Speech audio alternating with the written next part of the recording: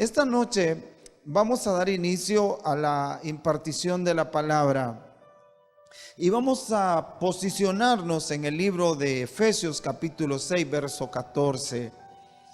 Hemos venido desarrollando una temática sobre la armadura de Dios y la necesidad que nosotros tenemos para este tiempo de estar armados para poder resistir en el día malo. Está de más repetir algunas cosas. Ya hemos hablado de lo que implica ponerse la armadura de Dios y cada una de esas piezas que están diseñadas para proteger las distintas partes de nuestro ser, especialmente el área espiritual. Ejemplo, hemos hablado del yelmo de la salvación, que en una palabra coloquial sería el casco que usa el soldado para proteger su cabeza. El yelmo de la salvación. Hablábamos también de la espada del Espíritu, que es el rema de Dios. Y esta noche vamos a estar hablando sobre la coraza de justicia. Así que vamos a tomar este pasaje de Efesios capítulo 6, verso 14, para que podamos hablar de esta otra pieza de la armadura espiritual. Estamos viviendo tiempos de guerra. Hoy miraba un mensaje del doctor Armando Alducin, un reconocido teólogo y escatólogo en las naciones, un hombre de Dios, y él hablaba de una conspiración satánica mundial. Y interesantemente, para estos días, Dios nos ha provisto también estos recursos que son la armadura de Dios, para que no estemos a expensas de lo que el enemigo quiera lanzarnos. El viernes hablamos del escudo de la fe, poderosa palabra, vuélvalo a escuchar. Particularmente me siento muy identificado con el mensaje de fe, pero es que el mensaje del viernes tenía un ingrediente especial, porque teníamos vigilia, pero aparte de eso, es que cuando hablamos de fe, la fe se activa por la palabra de fe que predicamos. Efesios 6:14 dice la bendita palabra del Señor: estad pues firmes, ceñida vuestra cintura con la verdad y revestíos con la coraza de justicia. Que Dios añada bendición a su palabra. Hoy quiero hablarles sobre esta pieza de la armadura. Estamos siendo equipados con toda la armadura de Dios para que podamos soportar en el día malo. Estamos conscientes que estamos viviendo días peligrosos, días malos, pero vendrán días quizás peores y hemos de estar todos ya listos. Nuestra batalla no es contra sangre y carne, sino contra toda una jerarquía espiritual en las regiones celestes. Así que el ámbito de nuestra lucha no es humana.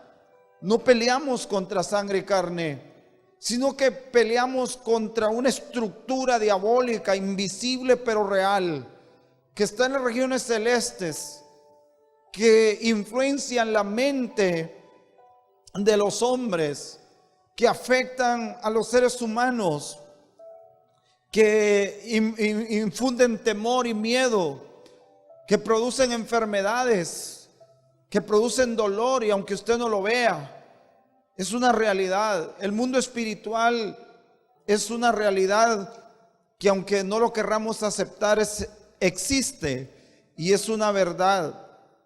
Y como dijo alguien, el mundo espiritual quizás es más real que el mundo físico. Así que quizás nos tocarán vivir tiempos peores, pero dice Pablo, el apóstol, dice que nos vistamos de toda la armadura de Dios para que podamos resistir y poder estar firme habiéndolo hecho. Tenemos que ver esto bajo la revelación del Espíritu, porque esta noche vamos a hablar de la coraza de justicia. Esta coraza de justicia es una de las piezas de la armadura que se conformaba de dos piezas que iban abrochadas en los costados del soldado y que una servía para proteger la parte frontal del soldado y la otra la espalda. Habían diferentes tipos de corazas, algunas de cuero, otras con piezas como de escamas. Y empecé a investigar, pero no me quiero entretener en eso. Pero a través de todas las edades y civilizaciones donde han habido ejércitos que van a una guerra, a una confrontación armada con el enemigo, tienen que estar armados, ya ellos advertían la necesidad de protegerse con una coraza. Las fabricaban de distintos metales y eran resistentes para no ser perforados y no convertirse ellos en personas muertas por un dardo del enemigo. Ahora, cuando hablamos de esta parte de la coraza o de la armadura de Dios, que es la coraza, protegía especialmente la parte frontal del cuerpo, pero también sus espaldas. Y ahora tenemos que saber discernir cómo es que la justicia de Dios, a la que se refiere la Escritura, se convierte prácticamente en una coraza que es un blindaje espiritual. ¿Cómo es que la justicia se convierte en una coraza que va a ser tu defensa ante ataques certeros y arteros del enemigo en contra de tu vida? Hemos hablado de que esta armadura espiritual no puede ser entendida como una simple repetición de palabras. Tampoco es un cliché. Tampoco, cuando digo un cliché, estoy diciendo que no es una simple repetición o un simple credo de decir yo me pongo la armadura de Dios, porque en realidad esto de la armadura son principios que tienen que estar acompañados de una conducta de obediencia al Señor. Por eso es que cuando miramos aquí que la coraza de justicia, que la coraza protectora, que ese blindaje para el creyente nacido de nuevo, es justicia, entonces ¿cómo lo entiendo? ¿Cómo lo aplico? Es por eso que necesitamos la revelación del Espíritu Santo. Porque la justicia a la que se refiere la Escritura y que el apóstol compara como una coraza, obviamente no se refiere a la justicia del hombre o a aquellas obras que el hombre pueda fabricar para justificarse a sí mismo delante de Dios, ni pensar que esa justicia propia pueda defendernos de los ataques del enemigo. ¿Qué es la justicia propia? Es la autojustificación, como muchas veces el hombre dice yo soy buena persona, como muchas personas dicen mire yo no le hago mal a nadie, yo soy una persona que no tengo mala voluntad con los demás, ayudo a las personas, sirvo a la comunidad, tengo buenas intenciones, me encomiendo a Dios siempre, eso es bueno, soy honrado, soy fiel a mi esposa, no tengo problemas de algún hábito que riña con las buenas costumbres, así que yo no necesito de Dios, yo no necesito ir a una iglesia, dicen las personas. Eso se llama la justicia propia, eso se llama la autojustificación. Ese es traducido, o otro ejemplo es de aquel que decía que Jesús lo usó como un ejemplo para enseñarle a sus discípulos y a los que lo escuchaban sobre cómo la justicia propia resulta ser algo ineficaz delante de Dios. Como la oración del publicano y el fariseo. Los fariseos se ellos se definían como ser celosos, guardadores de la ley.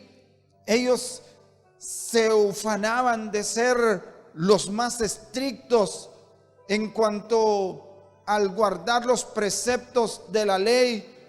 Y Jesús utilizó una metáfora donde un publicano y un fariseo están orando delante de Dios, y el fariseo decía: yo ayuno tantas veces a la semana, yo no peco, yo soy generoso con la gente, yo le hago bien a los demás. Obviamente estoy parafraseando toda la historia.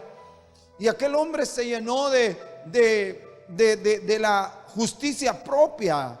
Pero el pecador, el publicano, que eran quizá considerados personas despreciables por el sistema religioso judío, aquel se golpeaba el pecho y decía, y no levantaba su cabeza, sino que él decía: sé propicio a mi pecador. Jesús dijo: en verdad os digo que el publicano descendió justificado a su casa, pero el fariseo no corrió con la misma suerte. En otras palabras, el fariseo no fue escuchado por su justicia, pero aquel que simplemente reconoció su condición delante del Padre, entonces, que entendió que sus obras son inútiles para que el Padre pueda ver y darte y otorgarte las peticiones de tu corazón. Por eso es que nosotros no somos salvos por nuestras obras, sino por la obra perfecta de Cristo Jesús en el Calvario. Entonces, ni pensar que esa justicia propia pueda defendernos de los ataques del enemigo.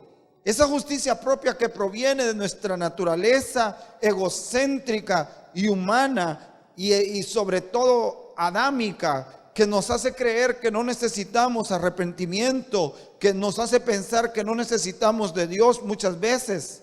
Ahora, interesante que esta armadura, esta parte de la armadura llamada la coraza de justicia, eran dos partes. Una se colocaba en la parte frontal y la otra en la parte de la espalda. Qué interesante, porque la justicia de Dios te cubre de todo ataque frontal, pero te cubre de todo ataque que venga a tu espalda. O sea, tiene que ver con tu presente, pero también tiene que ver con tu pasado. Tiene que ver con las cosas que estás haciendo ahora, pero también tiene que ver con cosas que hicimos en nuestra vida pasada, y que el enemigo muchas veces quiere tomar ese pasado para detenernos, y que la coraza de justicia que tenemos en la espalda no deja penetrar ningún dardo del enemigo. Bendito sea el nombre del Señor. Ahora, ¿por qué la justicia de Dios es una coraza? O como lo traducen otras versiones, ¿por qué es la cota de justicia? ¿Por qué es la coraza de justicia? ¿Por qué la justicia de Dios es el blindaje? Ahora, en primer lugar, porque la justicia de Dios nos conecta con el proceder exacto de Dios. Escuche, porque la justicia, ¿por qué la justicia? Siempre me preguntaba, Señor, porque aplicar estos principios y teológicamente es factible, pero trasladarlo de manera práctica a usted y hacérselo entender es un poco complicado. Pero ¿por qué se habla de la justicia como una coraza? Número uno, porque la justicia nos conecta con el proceder exacto de Dios. Mire qué interesante. El Salmo 89, verso 14. Salmo 89, versículo 14. Dice la palabra de Dios: la justicia y el derecho. La justicia y el derecho son el fundamento de tu trono. La misericordia y la verdad van delante de ti. Entonces te vuelvo a repetir el primer aspecto. ¿Por qué la justicia? Porque la justicia nos conecta con el proceder exacto de Dios. Si entendemos bien el fundamento que es la justicia y el derecho. Este salmo es hermoso porque dice: la justicia y el derecho son el fundamento de tu trono. O sea, Dios establece su gobierno sobre estos dos principios, sobre estos dos pilares, justicia y derecho.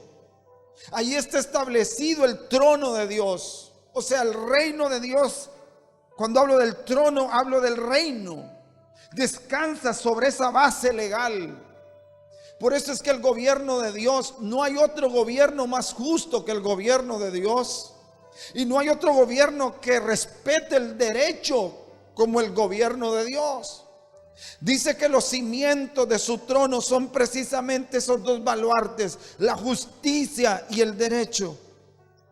Quiere decir que todo lo que se ha de edificar alrededor del trono, o sea, se ha de trabajar en el reino de Dios, tiene que ser edificado sobre la justicia de Dios y no sobre nuestra propia justicia. Entonces, cuando hablamos de la justicia, hablamos precisamente de que la justicia es la esencia del proceder del carácter de Dios en relación con el hombre. Que la justicia y el derecho son los cimientos del trono de Dios.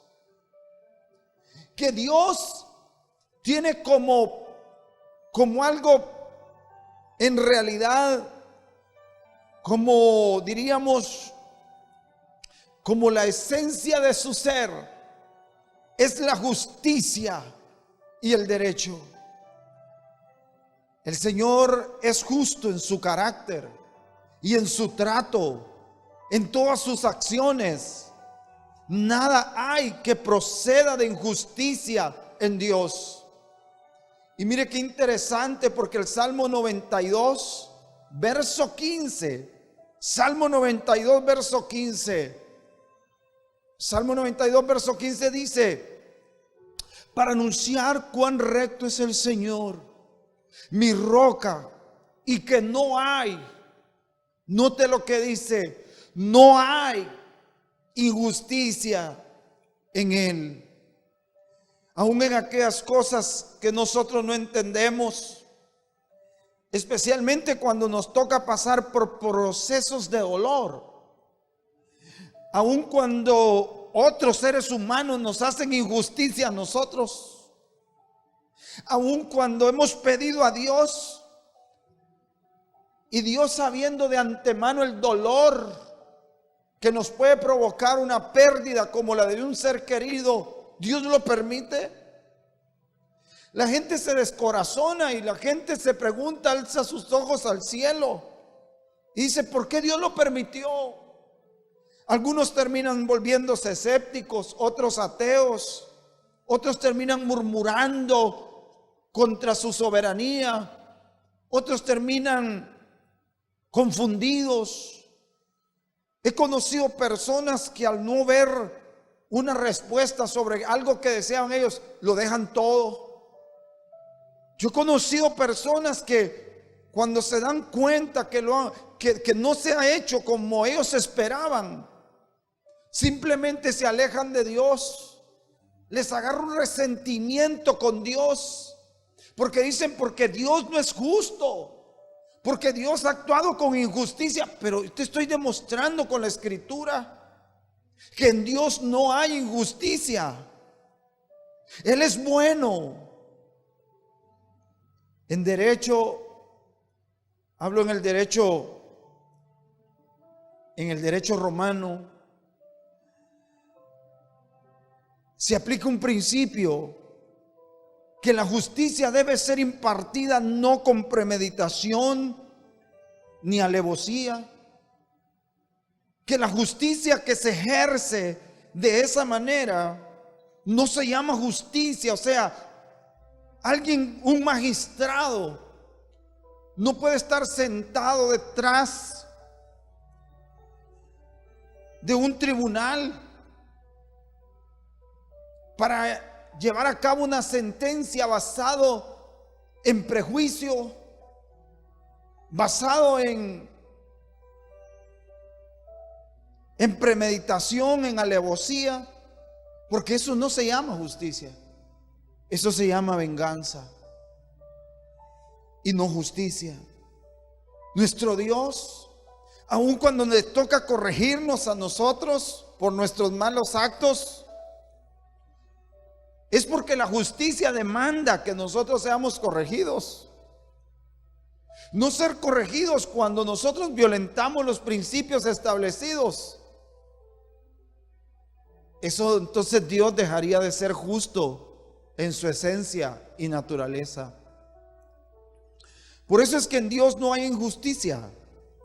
Entonces lo primero que tenemos que aprender es que la justicia de Dios proviene de su carácter, de su esencia, que el trono se establece sobre la base de su justicia y derecho, que Él es bueno, pero que no podemos esperar que Él proceda de acuerdo a lo que cada persona quiera. Segundo lugar, Romanos 5:1 dice: justificados pues por la fe, tenemos paz para con Dios por medio de nuestro Señor Jesucristo. La salvación del hombre es un acto de justicia. Escuche bien, su salvación es el resultado de un hecho, de un juicio injusto para poderle dar justicia a usted. ¿Por qué digo que de un juicio injusto? Porque cuando nuestro Señor muere es condenado, y lo condena el sistema religioso judío, y lo lleva a cabo y lo ejecuta el sistema político romano por medio de Herodes. Allí a ese juicio fueron llevados testigos falsos. Hubo un juicio tan rápido. No hubo oportunidad para que el imputado se defendiera. Lo golpearon, lo masacraron. Fue algo terrible. Por eso es que, amados, nuestra salvación no es como la gente piensa, y la gente dice: mire, la salvación es gratis. La salvación es la entrada legal al reino, porque es una cuestión de legalidad. No es una cuestión que se regala en una pulpería, no. La salvación fue y fue el resultado de un juicio injusto para poderte impartir a ti la justicia.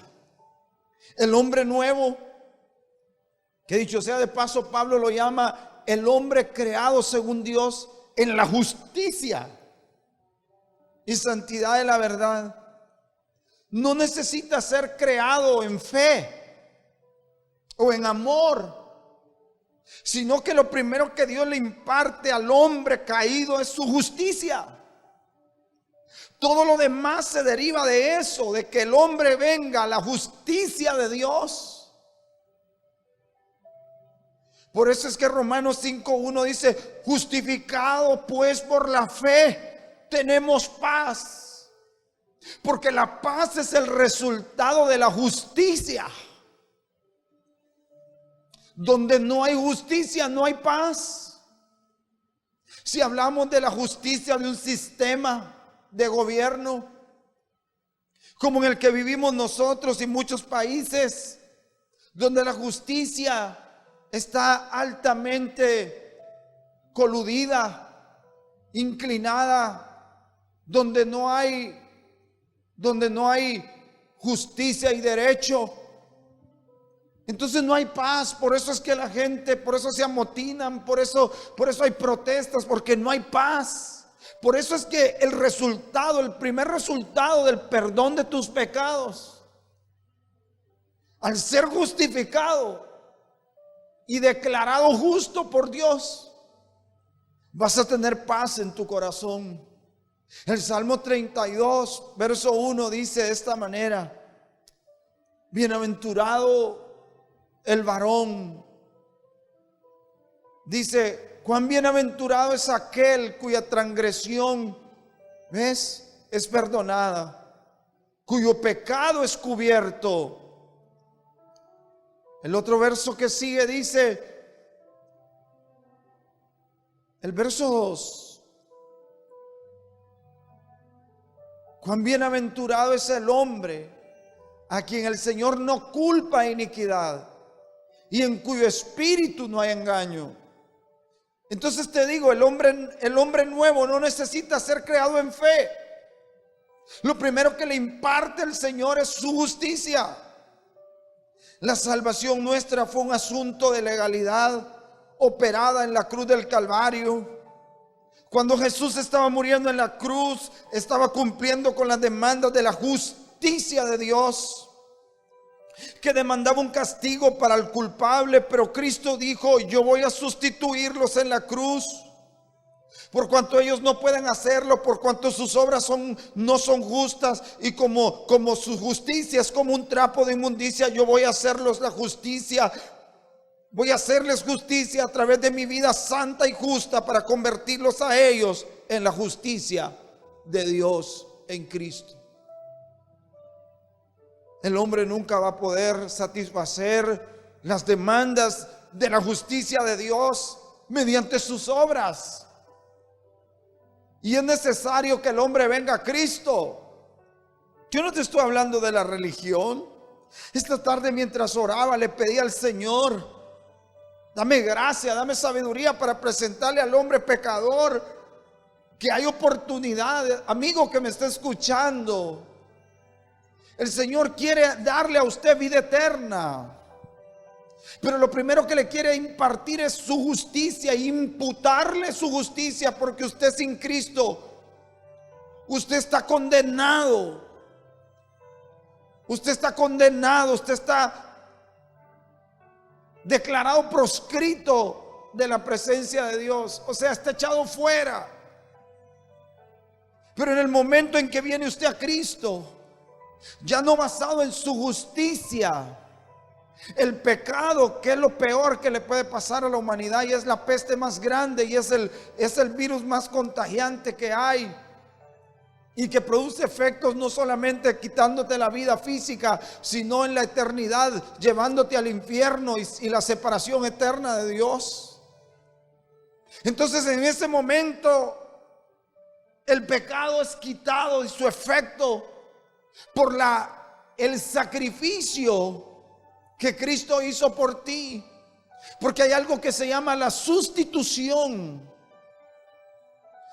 Tú eras el culpable, yo era el culpable, yo era el que tenía que ir a la cruz, yo era el que tenía que ir al infierno, porque yo soy el pecador, porque yo fui concebido en pecado, porque yo soy el que he venido con una naturaleza adámica que me convierte en un reo de muerte. Pero bendito sea Dios, porque cuando me iban a juzgar y condenarme para siempre, apareció el Señor. Y como mis obras son insuficientes y mi justicia propia no puede satisfacer las demandas del Dios justo, entonces aparece Jesús. Y Él dice, Él no puede salvarse a sí mismo. Sus obras son insuficientes. Su justicia no puede satisfacer las demandas de este Dios, de mi Padre. Así que yo me ofrezco por Él. Por eso es que el que iba a ser condenado no era Barrabás, porque era un delincuente. Y Jesús toma el lugar de Barrabás. Eso se llama la sustitución. Eso lo puedes ver en figura allá en el monte Moria, cuando Abraham va a sacrificar a su hijo y aparece un carnero que toma su lugar. Eso es la sustitución. Qué hermoso que alguien diga, yo voy a pagar la condena que él se merece. Entonces se da cuenta por qué. Es que cuando yo veo estas cosas, yo me apasiono. Cuando yo veo estas realidades bíblicas en la profundidad de la revelación de mi espíritu, entonces yo digo, yo no tengo con qué pagarle. Dígame usted que apareciera alguien que le diga a usted: mire, usted es el condenado a muerte, pero yo me ofrezco en su lugar, yo voy a morir por usted. Usted queda eternamente comprometido. Por eso es que yo digo, yo ya estoy pagado. Por eso es que yo digo, no puedo, aunque dé mi vida sirviendo a Dios, nunca voy a poder pagar. Yo siempre le digo al Señor, hay veces, digo, como decía Pablo, que Cristo Jesús vino a salvar a los pecadores, de los cuales yo soy el primero. Pablo se coloca en primera fila. Un religioso, un hombre que se desarrolló intelectualmente, impecable, intachable, circuncidado al 8º día, de la tribu de Benjamín, en cuanto al celo perseguidor de la iglesia, en cuanto a su religión y filiación, fariseo, de la secta más recalcitrante y celosa. Y él se da cuenta y él dice: Cristo Jesús, mi Señor, vino a morir por los pecadores, de los cuales yo soy el primero. Hay hombres que nunca se han dado cuenta cuánto los ama Jesús y cuánta misericordia les tiene el Señor, que haces esto y te libra. Se anticipa a Él para que no metas el pie en el hoyo. Y siempre te está librando y siempre está operando a tu favor, y siempre, porque Él te ama. Por eso dice en 2 Corintios 5:21. Mira lo que dice 2 Corintios 5:21. Al que no conoció pecado, le hizo pecado por nosotros, para que fuéramos hechos justicia de Dios en él. La justicia de Dios cubre tu pasado, tu presente y tu futuro. Es enfrente y en tu espalda. Hemos explicado que la armadura de Dios funciona bajo principios de obediencia y de conducta. Todos nosotros luchamos con cosas de nuestra vieja naturaleza, especialmente en nuestra manera de pensar, pero tenemos la coraza de la justicia de Dios para protegernos. Nuestras espaldas, o sea, nuestro pasado. Satanás siempre vendrá a sacarte tu pasado, pero como alguien dijo, cuando el Satanás te saque tu pasado, sácale a él su futuro. Cuando Satanás te recuerde a ti lo que tú eras, es que mira, somos la justicia de Dios. Perdone, no es una presunción, es una convicción. Por eso es que en Cristo Jesús no existen los ex convictos, ex alcohólico, ex adúltero, ex drogadicto, ex ladrón. No existen. Los ex no existen. ¿Sabe lo que existe en la Escritura? Dice que de manera o de modo, 2 Corintios 5:15, de modo que 5:17, perdón, de modo que si alguno está en Cristo, nueva criatura es, y las cosas viejas pasaron, y aquí todas son hechas nuevas. Qué lindo es el Señor. Entonces, ¿por qué la coraza?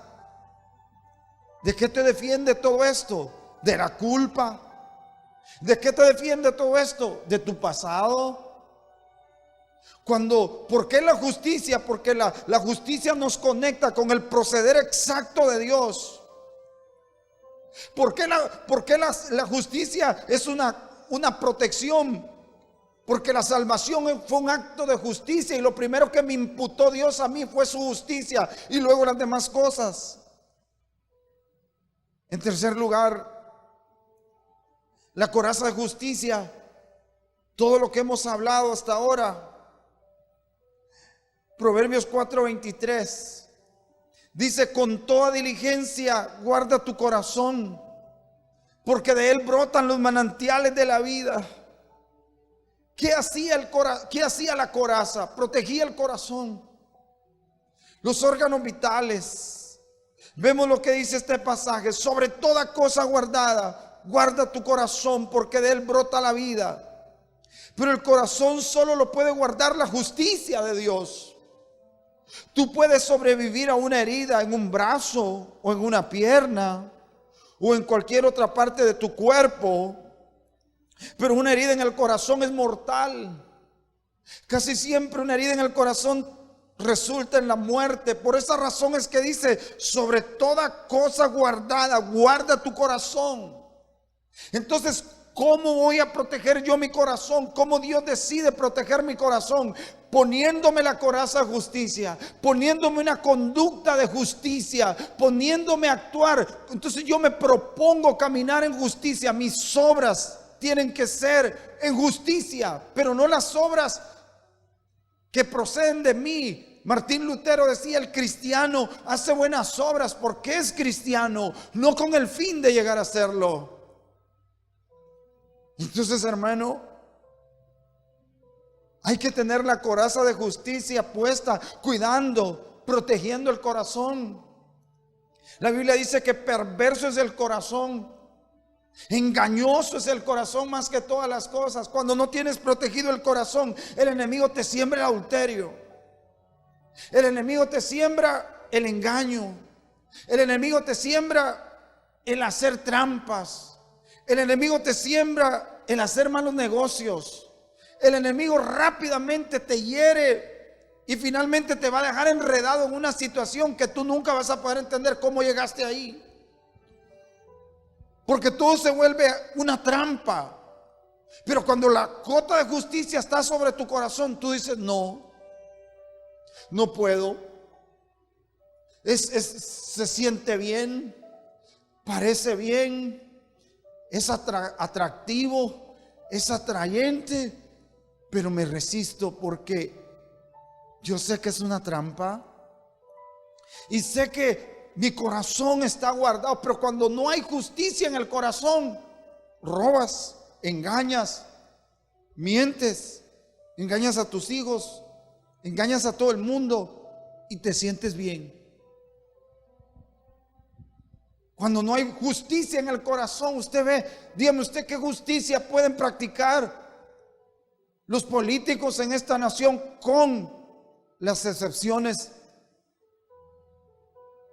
necesarias? Porque no toda la gente es igual. Que no les importa el dolor. Estos son unos impíos injustos que Dios va a tener que bregar con ellos. El Salmo 141, verso 4 dice David: no dejes que mi corazón se incline a nada malo, para practicar obras impías con los hombres que hacen iniquidad. Y no me dejes comer de sus manjares, porque las cosas injustas, las ganancias injustas, los negocios injustos, todo aquello que procede de injusticia es como un manjar. Tú te lo saboreas, tú dices que me voy a gozar, pero al final es terrible. Entonces lo que va a guardar nuestro corazón de no inclinarse ante las cosas malas es la justicia de Dios. David decía en otro salmo: integridad y rectitud me guarden. Número 4, tenemos que hacer de la búsqueda de la justicia nuestra prioridad. Mateo 6:33. Estoy tratando de hilvanarte toda esta enseñanza y que quede grabada en tu corazón de manera clara. Mateo 6:33 dice: pero buscad primero. La palabra primero es protón. Primero en tiempo, primero en prioridad, primero en valor. Dice: buscad primero su reino. Y mire lo que dice: y su justicia. Y todas estas cosas os serán añadidas. Entonces, ¿qué es lo que quiere Dios? Que nosotros prioricemos el carro, que nos dé comida, que nos quite todo lo malo que pueda parecer. Cuando la prioridad, buscar su reino y su justicia, y las demás cosas nadie las puede tener. Van a ser añadidas como algo normal y natural. Tenemos que aprender a movernos en justicia en todas nuestras relaciones con los demás. Por eso el Señor dice que ahora nosotros somos justificados, llamados justos delante de Dios. La búsqueda del hombre y de los pueblos es la justicia social. ¿Por qué claman los pueblos? ¿Por qué se amotinan los pueblos? Dice el Salmo 2. En todo lado lo que se demanda es justicia. Esa es la demanda de la gente, del hombre. El problema es que la gente está buscando justicia en los sistemas políticos. Están buscando justicia en el gobierno, en los gobernantes que eligen. Te embarcas en una ilusión que luego se convierte en una pesadilla. Y después terminas diciendo, ¿para qué lo elegimos? Mire cómo nos tiene. Pero ¿qué dice la Biblia aquí? La búsqueda del hombre es esa justicia que lo lleve a alcanzar la paz. Porque la justicia trae como resultado la paz. Pero la justicia no la va a encontrar el hombre en un sistema político o filosófico, sino en el reino de Dios. Romanos 14:17 dice así.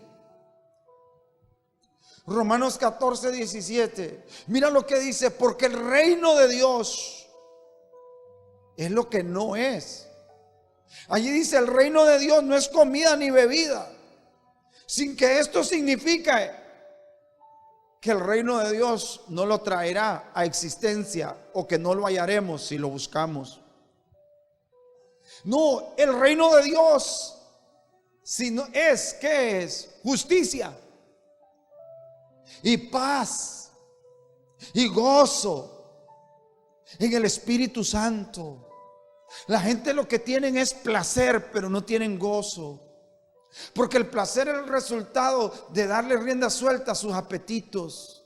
Pero el gozo es el fruto del Espíritu. ¿Sí me entiende? Entonces aquí nos damos cuenta que el reino de Dios no es comida ni bebida.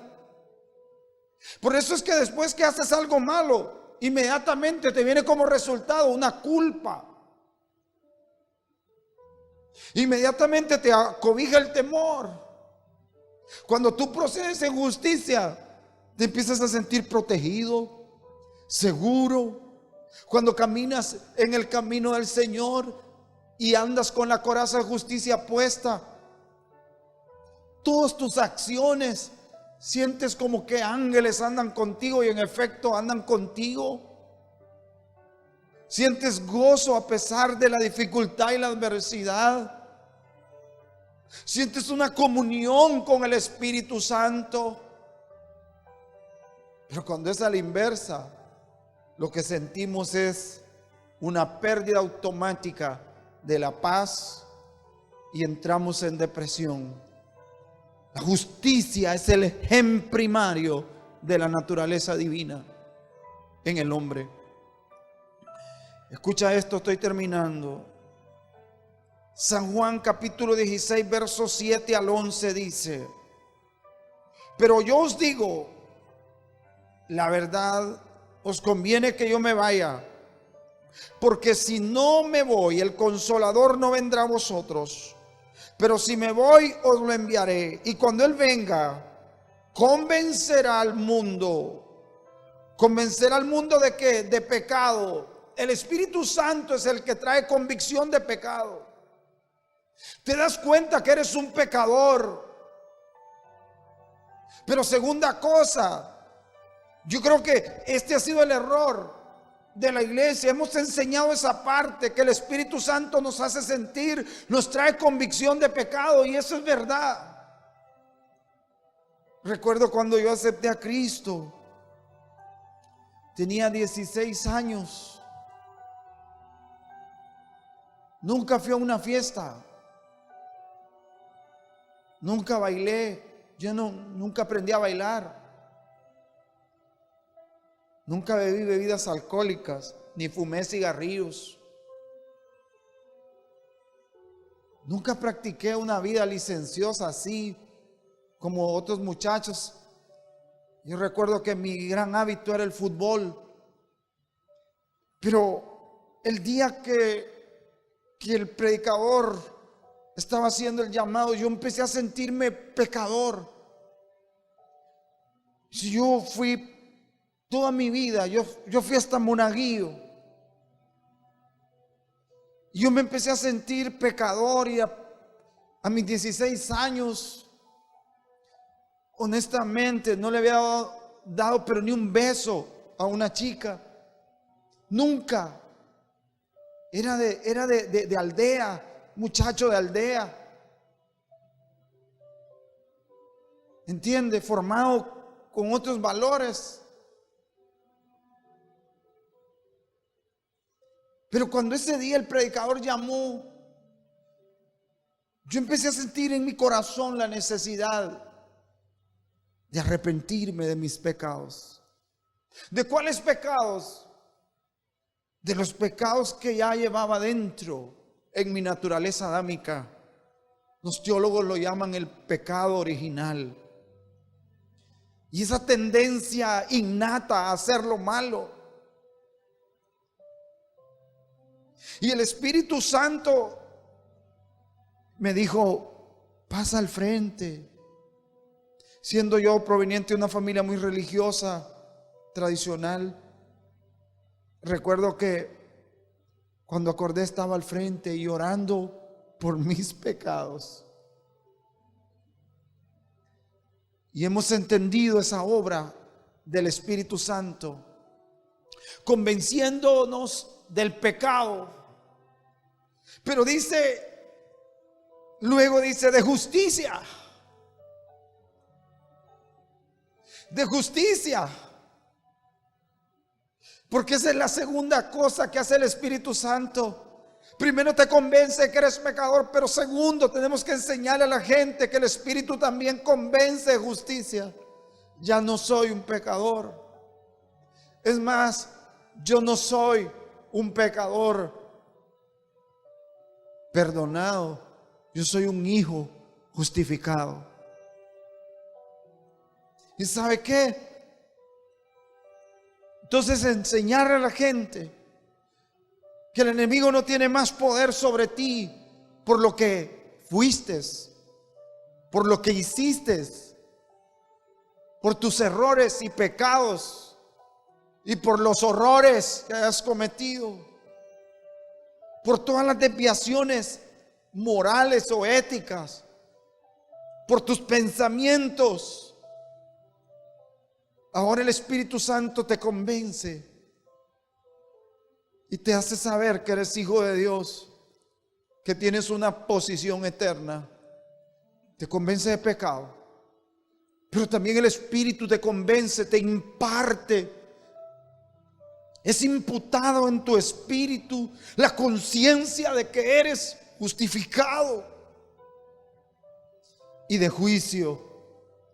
Y claramente lo dice el verso 10 dice, bueno, el verso 9, de pecado porque no creen en mí, te hace creer en Él.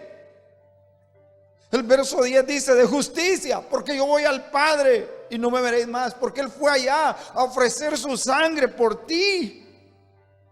Fue a presentarse ante el Padre y le dice: Padre, mira, vengo con mis manos horadadas. Mira cómo me hicieron el costado, me lo abrieron.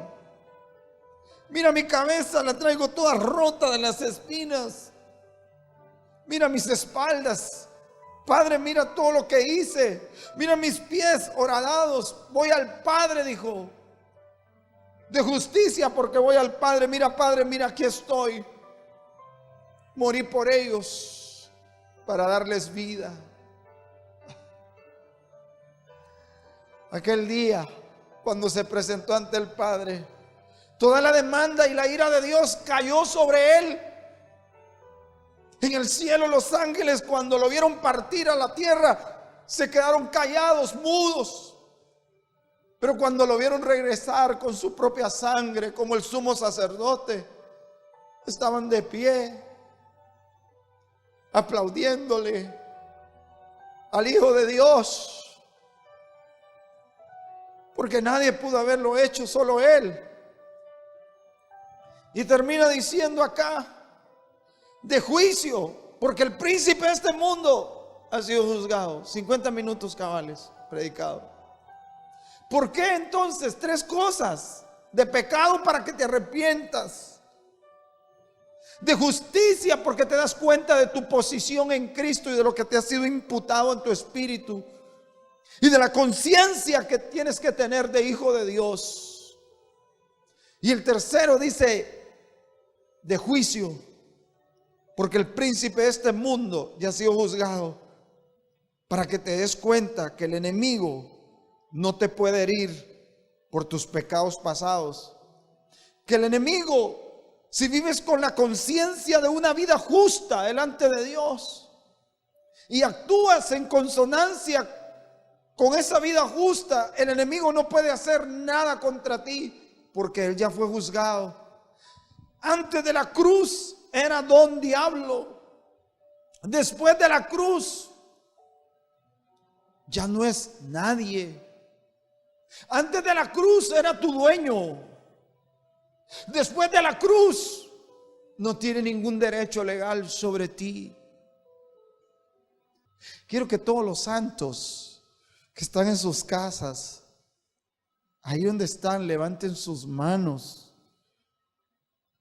Yo sé que es un mensaje muy teológico, pero espero en Dios haberte trasladado la verdad de la coraza de justicia. No te dejes vencer de lo malo, porque eres un hombre de Dios, porque eres una mujer de Dios. Ahí donde estás, levanta tus manos, agradécele al Señor el haberte convertido en nueva criatura, de ser condenado a un hijo justificado. Padre, gracias por el privilegio de predicar tu santa palabra. Qué hermoso, Señor, es vivir con esta conciencia, que ni los comentarios de las personas, ni las acusaciones del enemigo en nuestra mente,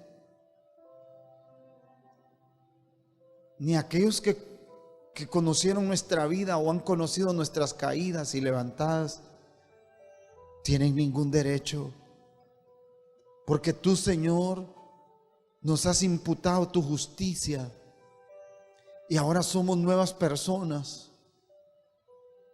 Tenemos la cota de justicia guardando nuestro corazón, porque nuestro afán es buscar el reino y su justicia. Porque al acercarnos a tu trono nos conectamos al proceder de tu naturaleza. Porque el gen primario de tu naturaleza y de tu esencia es la justicia. Porque ya no nos quita la paz los comentarios de las personas que tal vez no nos aceptan o no nos quieran, porque somos libres de la culpa. Qué lindo, Señor. Muchas gracias por habernos dado tu Hijo, Padre, para ser perdonados. Cuán agradecido viviré por siempre por lo que has hecho por mí.